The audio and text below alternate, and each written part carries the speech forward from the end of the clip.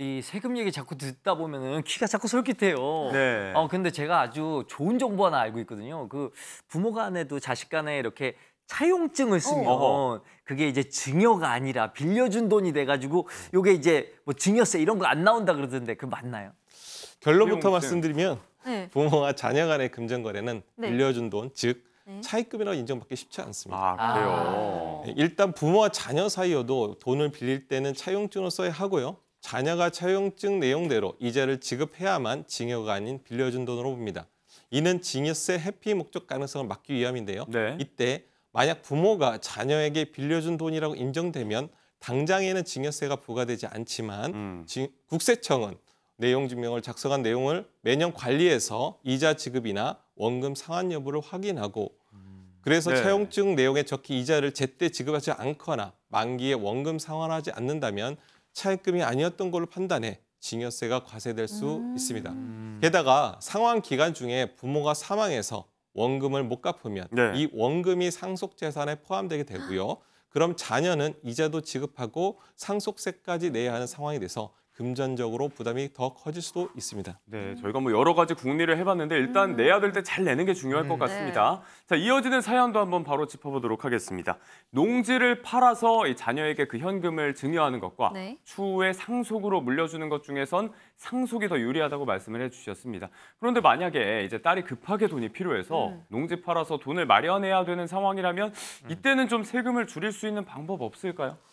앞서 소개된 사연자의 경우엔 세금 절감이 어렵습니다. 다만 어머니가 추후 상속 시에 농지를 감정평가를 받으면 양도 시에 양도세는 줄일 수 있습니다. 그래요? 그 방법을 알려드리기 앞서 양도소득세와 감정평가가 뭔지 간단히 설명을 드려야 할 것 같은데요. 네. 양도소득세란 재산을 양도할 때 생기는 소득에 대한 세금, 즉 그 땅을 취득할 때 금액과 팔 때 금액에서 생기는 차액에 대한 세금을 의미합니다.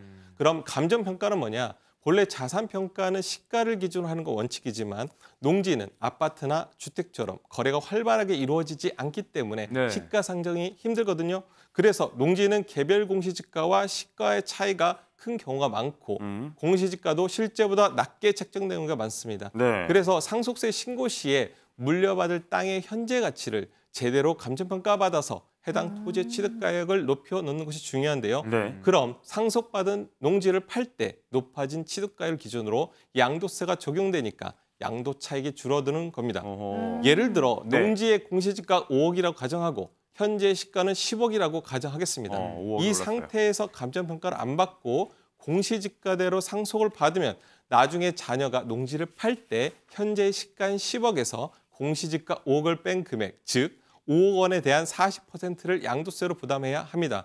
그런데 감정평가를 받아서 현재 가치인 10억을 인정받으면 추후 10억 원에 대한 취득한 땅을 10억 원에 파는 거니까 양도세가 없어지게 되는 것입니다. 아, 쉽지가 않네요. 자, 그런가 하면 지난 7월에 정부가 이 상속세 그리고 증여세에 대한 개편안을 담은 세법 개정안을 발표하기도 했는데요. 이거 정말 많은 분들이 관심을 갖고 계신데 네. 자, 이 개정안대로라면 어떻게 뭐가 변하는 건지도 간략하게 정리를 좀 해주시면 좋을 네. 것 같아요. 현재 상속세와 증여세 과세 표준의 최고 세율은 30억 초과시 50%인데요. 개편안이 시행되면 최고 세율이 10억 원 초과시 40%로 낮아지게 되고요. 네. 10% 과세 표준 구간은 1억 원에서 2억 원으로 높아지게 됩니다. 이렇게 되면 상속 재산이 30억 초과인 사람은 세금 부담이 많이 완화되겠죠. 네. 그리고 상속 공제 한도도 달라지는데요.